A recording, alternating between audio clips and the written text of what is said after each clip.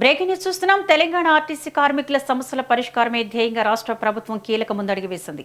సచివాలయంలో deputy CM Bhatti Vikramarka అధ్యక్షతన RTC JAC నేతలతో ఉన్నత స్థాయి సమావేశం కొనసాగుతోంది. మంత్రులు Ponnam Prabhakar, Sridhar Babu, Vivek Venkataswamy, Adluri Laxman Kumar, CS Ramakrishna Rao, special CS Vikas Raj, Sandeep Kumar Sultania, Dana Kishore, RTC MD Nagi Reddy పాల్గొని కార్మిక సంఘాల డిమాండ్లపై సుదీర్ఘంగా చర్చలు సాగిస్తున్నారు. సమావేశం ప్రారంభానికి ముందు సమ్మె నేపథ్యంలో మనస్తాపం చెంది ఆత్మ బలిదానం చేసుకున్న ఆర్టీసీ డ్రైవర్ శంకర్ గౌడ్ మృతికి మంత్రులు సంతాపం తెలిపారు. ఆయన కుటుంబానికి ప్రభుత్వం అన్ని విధాల అండగా ఉంటుందని భరోసా ఇచ్చారు. ఆవేశంతో ప్రాణాలు తీసుకోవద్దని సూచించారు. సమస్యల పరిష్కారానికి ప్రభుత్వం సిద్ధంగా ఉందని మంత్రులు విజ్ఞప్తి చేశారు. కాంగ్రెస్ ఎన్నికల మేనిఫెస్టోలో ఆర్టీసీ కార్మికులకు ఇచ్చిన హామీలన్నింటినీ తక్షణమే అమలు చేయాలని బీజేపీ నేతలు పట్టుబట్టారు.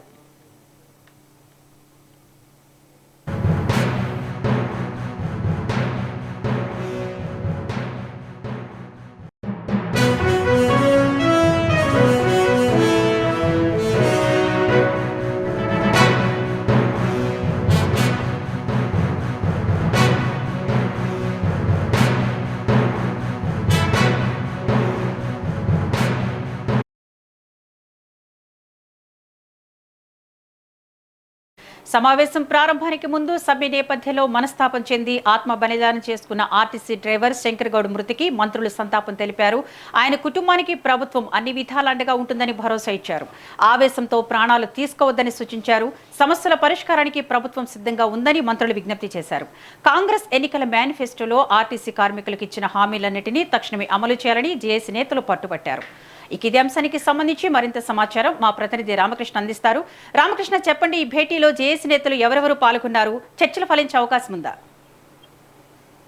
దివ్య, ఏదైతే ఉదయం నుంచి జేఏసీ నేతలతో ఇటు ఉన్నతాధికారులతో పాటు ఇవాళ మధ్యాహ్నం నుంచి కూడా మంత్రులు సమావేశమయ్యారు. ఈ మంత్రుల సమావేశానికి ముందు ఎవరైతే ఆర్టీసీని విలీనం చేయాలో, ఆర్టీసీ సమస్యను పరిష్కరించాలంటూ దానికోసం మనస్తాపం చెంది ఆత్మహత్య చేసుకున్న శంకర్ గౌడ్ కి సంతాపం తెలిపారు. అదేవిధంగా కుటుంబానికి అండగా ఉంటామని మంత్రులు వారికి హామీ కూడా ఇచ్చారు. ఇప్పటికే శంకర్ గౌడ్ కుటుంబానికి 10 లక్షలతో పాటు ఒక ఉద్యోగం, గవర్నమెంట్ ఉద్యోగము, అదేవిధంగా ఇందిరమ్మ ఇల్లు కూడా ఇస్తామని కూడా మంత్రులు ప్రకటించారు. ఈ నేపథ్యంలోనే మధ్యాహ్నం నుంచి దాదాపుగా ఇప్పటి వరకు 4 గంటల పైగా చర్చలు కొనసాగుతూనే ఉన్నాయి.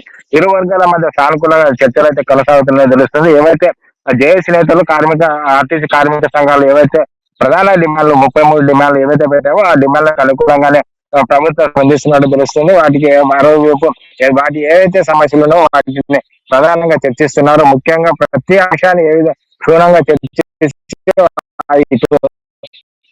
జేఏసీ నేతలు అదేవిధంగా ఉన్నతాధికారులతో పాటు అదేవిధంగా మరియు మంత్రులు కూడా అన్ని అంశాలు, అందులో ఉన్న అంశాలు ఏమేమి అంశాలు ఉన్నాయి, వాటికి సంబంధించి ఎలాంటి పరిష్కారం చేయాలి, వాటిని ఏ విధంగా వెళ్ళాలనే దానిపైన సుదీర్ఘంగా చర్చించారు. ఏదైతే కార్మికులు ప్రభుత్వం పెట్టిన డిమాండ్ ఇప్పటివరకైతే ముందుకెళ్తున్నట్టు తెలుస్తుంది.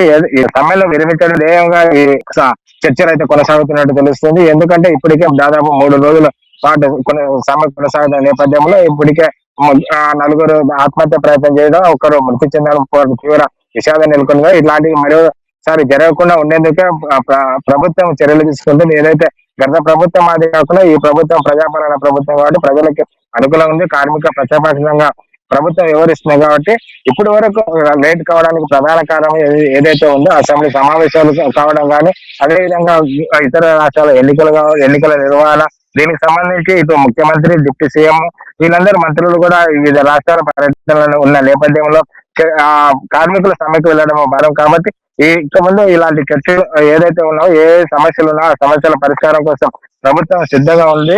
ఇప్పటికైనా ఎవరు ఎలాంటి వాటిని కూడా ఎవరైతే ఆవేశపడవద్దో, ఎవరికి అన్యాయం జరగదు, కార్మికులకు న్యాయం చేస్తాం, మీరు ఏవైతే ప్రతి డిమాండ్ ఏవైతే ఉన్నాయో ఆ డిమాండ్ నెరవేర్చేందుకు ప్రభుత్వం సిద్ధంగా ఉంది.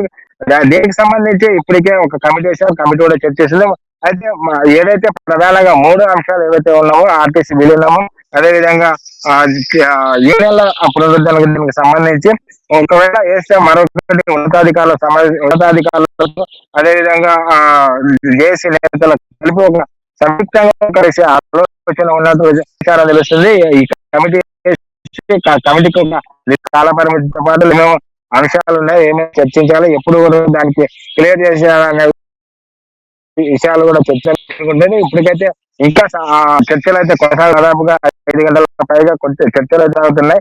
ఈ చర్చలు ఇరు వర్గాల మధ్య సానుకూలంగా చర్చలు జరుగుతున్నట్టు దాదాపుగా ఒక నిర్ణయానికి వచ్చిన తర్వాతనే ఇటు రెండు వర్గాలు జేఏసీ నేతలు గాని మంత్రులు గాని సమావేశం కూడా చేసి పూర్తి వివరాలు తెలిపే అవకాశం కూడా కనిపిస్తుంది. ఇప్పటికైతే ఏదైతే ఉదయం నుంచి కార్మిక సంఘాలతో సాగుతున్న చర్చలు అయితే సానుకూల దృక్పథం సాగుతున్నాయి.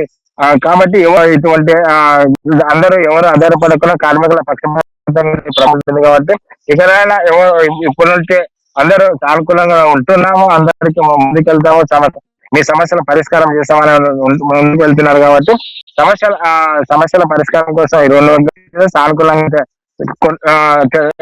చర్చలు కొనసాగుతున్నాయి Vidya. Thank you for the update Ramakrishna.